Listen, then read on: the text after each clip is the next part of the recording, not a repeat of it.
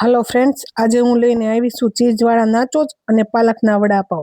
Any माटे बधी आपणे लई लीधी छे। लसणनी कળી छे, आदુ मरचा छे अने लाल मरची छे। लाल मरचું छे देसी जे આપણે લસણવાળું આવે ને ચણાનો લોટ છે, બાફેલા બટેકા છે અને આખા સૂકા ધાણા છે, લીલા ધાણા છે। એની માટે બધું ઇન્ગ્રેડિયન્ટ લઈ લીધા છે અને આપણે બટેકા ફોલી નાખશું। બોઇલ કરી નાખ્યા તમે પહેલા, એટલે ઠંડા થઈ જાય ને તો સરસ બને એનો માવો। જે મસાલો બનાવવાનો છે ને અને આપણે છે ને વઘારેલો બનાવવાનો છે વડાપાઉં, વઘારેલા મસાલો। એની માટે આપણે લસણની કળી લઈ લઈશું અને આદુ અને મરચી લઈ લઈશું। અને ક્રશ કરવું પડશે, ક્રશ કરવાનું છે આપણે એને, કેમ કે તેલમાં વઘાર કરવાનો છે ને એના માટે। આદુ મરચું લઈ લીધું, લસણ અને સૂકા ધાણા લઈ લેવાના આપણે। સૂકા ધાણાથી સરસ ટેસ્ટ આવે। લીલા ધાણા લઈ લેવાના, એટલે ક્રશ કરી નાખવાના છે આપણે એમાં। એટલે ગ્રીન મસાલો સરસ થાય ને એના માટે। અને પાણી એડ નથી કરવાનું, સૂકું એમને પીસવાનું છે। તેલમાં વઘાર કરવાનો છે ને એના માટે। અને આપણે મીઠું એડ કરી દીધું છે સ્વાદ મુજબ। સરસથી એને ક્રશ કરી નાખશું એટલે સરસ થઈ જશે। પાણી નહીં નાખવાનું આમાં તમારે, જેવી રીતના સૂકી પેસ્ટ બનાવવાની। બાઉલમાં આપણે છે ને કાઢી લઈશું હવે એને પેસ્ટ સરસથી।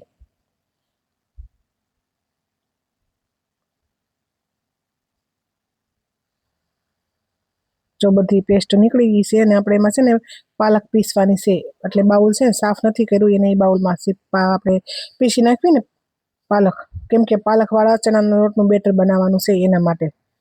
વડા આના બનાવવાના છે પાલકના। આમાં પાણી એડ કરવાનું, કારણ કે આપણે ચણાના લોટમાં એડ કરવાનું છે તો પતલું હોય તો જ એડ કરી શકો, કારણ કે બેટર બનાવવાનું છે। એટલે આનું લીલું આવી રીતના પેસ્ટ મસ્ત બનીને રેડી થઈ ગઈ છે। હવે આપણે ચણાનો લોટ લઈ લઈશું, એમાં બેટર એડ કરી દેવાનું। આપણે ક્રીમ બનાવ્યું હતું ને એ પાલકવાળું સરસથી। આ બાઉલે ધોઈ નાખવાનું એમાં, એટલે કેમ કે પાણી એટલે તો ન થાય, મેં ધોઈ નાખ્યું હતું સરસથી। મીઠું નાખીને અને છે ને આપણે બેટર મસ્ત રીતના ફેરી લઈશું। મને આમાં છે ને ફાવ્યું ને એટલે મારે બાઉલ બદલાવવું પડ્યું હતું, એટલે મેં બદલાઈ નાખ્યું હતું પાછું બાઉલ। જો આવી રીતના સરસથી આવી રીતના બેટર એટલું મસ્ત બનાવી નાખવાનું, તમને ફાવે એ રીતના। પછી જાડું પતલું રાખવાનું સરસથી। બટેકા બધા ફોલી નાખ્યા છે। હવે આપણે છે ને હાથેથી જ મેચ કરવાના હોય ને, માવો છે ને ચીકણો ન બને, સરસથી બને। જો લોહી લઈ લીધું છે આપણે બાઉલ, એમાં આપણે તેલ એડ કરી નાખશું, કારણ કે આપણે વડા વઘારેલા બનાવવાના છે કે નહીં એમાં। એટલે જે પેસ્ટ બનાવી ને આમાં એડ કરવાની છે, એટલે થોડુંક જ એડ કરવાનું તેલ, તમારે જાજુ નહીં એડ કરવાનું। રાઈ એડ કરી દઈશું એમાં, તેલ ગરમ થઈ જાય એટલે રાઈ એડ કરી દેવાની।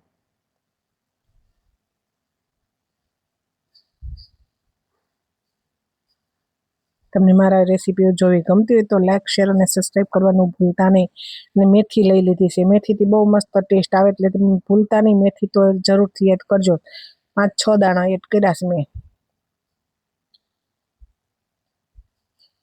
આવી રીતના તમે વઘાર કરી ન બનાવી તો એક વખત બનાવી જોજો। જીરું એડ કરી દીધું છે આપણે એમાં, અને હિંગ એડ કરી દીધી છે। આપણે પેસ્ટ બનાવી હતી ને એડ કરી દેવાની, થોડીક જ વાર રાખવાની પેસ્ટ, નકર બળી જાય। જાજી કરી નાખીને તો તેલ અડી જાય, ગરમ ગરમ તેલ હોય એટલે કચાશ વહી જાય। જો કે આપણે ફ્રાય કરવાના છે એટલે રહેશે જ નહીં કચાશ તો, પણ વઘાર કરેલા બહુ મસ્ત ટેસ્ટ આવે। પછી બધા મસાલામાં એડ કરી દઈશું, હળદર પાવડર એડ કરી દીધો છે આપણે એમાં, અને ગરમ મસાલો એડ કરી દેવાનો, જે તમે વાપરતા હોય એ ગરમ મસાલો તમારે એડ કરી દેવાનો। ધાણા જીરું પાવડર એડ કરી દેવાનો, મીઠું એડ કરી દઈશું। પછી આમાં લીંબુ ને ખાંડ તો યુઝ નથી કરતા, પણ જો કોક લીંબુ એડ કરતા હોય તો કરી શકો તમે, પણ અમે એડ નથી કરતા વડાપાવમાં। એટલે જો મસ્ત રીતના બનીને રેડી થઈ ગયો છે માવો આપણો, એની ગોળી બનાવી લઈશું આપણે। એ પહેલાં આપણે જે લસણવાળી ચટણી આવે ને, દેશી લસણવાળી ચટણી, એ લઈ લીધી છે। પાણી નાખીને પતલું કરી નાખવાનું એને, પાઉં ઉપર લગાવવાની છે ને એના માટે, કારણ કે શેકવાની છે એમાં પાઉં ઉપર લગાવીને, ને બટર અને પાઉં બે લગાવવાનું છે વડાપાઉંમાં, એટલે પતલી કરી નાખવાની થોડીક। આ ચટણીનો જો તમે આવી રીતના બનાવી ન હોય ને આવી રીતના લગાવી ન હોય ને તો એક વખત લગાવીને જોજો, એનો ટેસ્ટ જ ફરી જશે આખો વડાપાવનો। એમાં મીઠું એડ કરી દીધું છે આપણે, જો ગોળી બનાવી લઈશું આપણે એની સરસથી। વડાપાવની છે ને ગોળી થોડીક મોટી જ બનાવવાની, એટલે વડામાં ભળી જાય ને સરસ થઈ જાય. જો હવે આપણે ફ્રાય કરી લઈશું બધી ગોળી બેટરમાં એડ કરીને. જો એ પાલકવાળા વડાપાવ તમે ન બનાવી તો એક વખત બનાવી જોજો, બહુ મસ્ત ટેસ્ટ આવે ને લાગે સરસ, દેખાવમાં સરસ લાગે ને ટેસ્ટમાં સરસ લાગે. ને બાળકો છે ને અલગ લાગે બાળકોને કે લીલા વડાપાવ સરસ લાગે.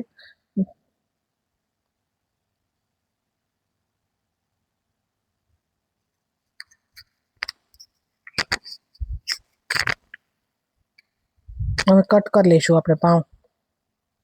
તમને જે રીતના ફાવે એ રીતના કટ કરી લેવાના. મને તમે આવી રીતના કટ કરવી છે એટલે એ રીતના ફાવે, બરોબર. પછી બટર લગાવી દઈશું આપણે એમાં. બટર લગાવી દેવાનું અને ચટણી જે બનાવી હતી ને એ લગાવી દેવાની.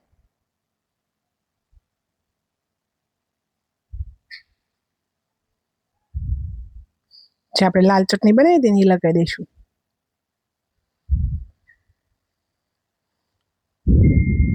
વડા મૂકી દઈશું આપણે એમાં.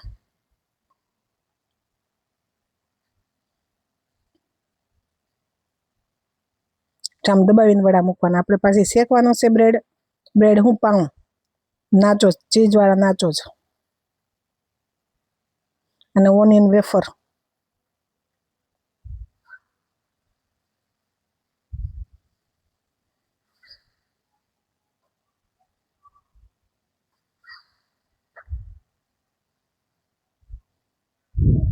પછી આપણે છે ને એક પેન લઈ લઈશું. આવી રીતના પેન, તમારી પાસે આવું ન હોય તો સાદું હોય ને તો પણ ચાલે, પણ આવી રીતના હોય ને તેમાં છે ને ડિઝાઇન મસ્ત પડે.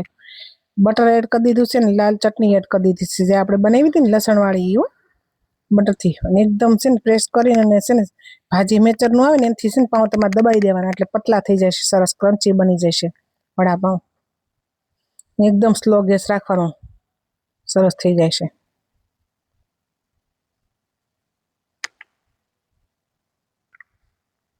એકદમ સ્લો ગેસ રાખો ને એટલે બળે નહીં તમારા, અને ક્રંચસ એ સરસ આવે. અને આપણે છે ને એને કટ કરી લઈશું. જો આવી રીતના તમે સૌ આવી રીતના ન કર્યા હોય તો આવી રીતના એક વખત મહેમાનને બનાવીને દેજો. મહેમાન આવે ત્યારે એટલે સરસ લાગશે, દેખાવમાં સરસ થશે, સ્વાદમાં સરસ લાગશે.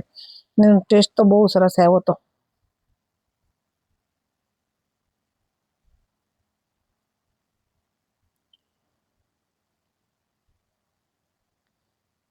પછી આપણે છે ને આની ઉપર ચીઝ એડ કરવાનું છે એટલે ટેસ્ટ તો ડબલ થઈ જાય. ચીઝ એડ કરીને ગરમ ગરમ હોય ને એટલે આપણે ચીઝ એડ કરી દઈએ ને એટલે સરસ પીગળી જશે ચીઝ, સરસ લાગશે. ને ખજૂર આંબલીની ચટણી તો છે ને બહુ દિવસ પહેલાં બનાવેલી અમે રાખવી જ તે, કંઈક બનાવવું હોય તો આપણે બનાવવાની ઉપાધિ નહીં ને સ્ટોર કરેલી જ હોય. એને સર્વ કરવાના છે આપણે વડાપાઉં. સોસ હોય તો સોસ પણ લઈ શકો તમે, ટમેટો કેચઅપ આવે ને એની હારે સરસ લાગે. આ રીતના સર્વ કરી લઈશું આપણે. જોતા જ મોઢામાં પાણી આવે એવા વડાપાઉં બનીને રેડી છે. તો તમને મારી ડીશ કેવી લાગી છે કોમેન્ટમાં જરીક બોલજો અને જણાવજો. બોલજો એનો મતલબ એમ કે લખજો એમ. એક વખત બનાવી જોજો તમે રેસીપી આવી રીતના. તમે ન બનાવી ને વડાપાઉં તો ખજૂર આંબલીની ચટણી એમાં છે ને મેં લાલ મરચું નાખ્યું એટલે એમાં એવો કલર આવ્યો છે. ખજૂર આંબલીની ચટણી થોડીક શામ હોય પણ આપણે લાલ મરચું નાખ્યું ને એટલે કલર સરસ આવે. ઓનિયન વેફર આરે સર્વ કરીશું આપણે એમાં. બાળકો માટે હોય એટલે ઓનિયન વેફર, મરચાં તો કાંઈ સર્વ કરાય નહીં. જોઈ શકો છો તમે, જોતા જ મોઢામાં પાણી આવે એ બનીને ડીશ તૈયાર છે. તો બધાને કેવી લાગી છે કોમેન્ટમાં કહેજો અને જરૂરથી બનાવજો. આવજો.